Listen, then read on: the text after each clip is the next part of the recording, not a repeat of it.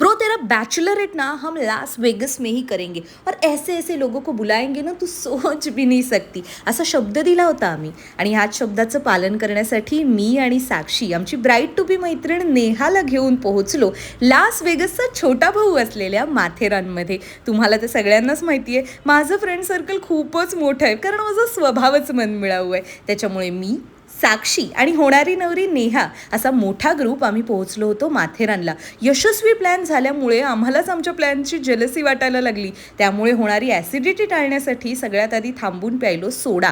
सोड्याची गोड खारट चव एन्जॉय करत आता पुढे निघूया असा विचार केला. पण आमचा आनंद साजरा करण्यासाठी तिथे एक सुंदरसं फुलपाखरूसुद्धा आलं. किती कमाल प्लॅन बनवलं आहेत म्हणून तेही नाचून दाखवत होतं.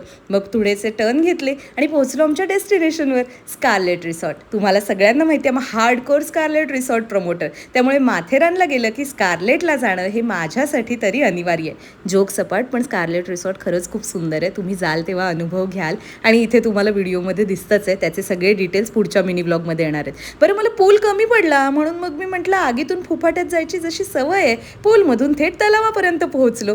पुढचा व्लॉग लवकरच येणार आहे त्यामुळे चॅनलला फॉलो करायला विसरू नका.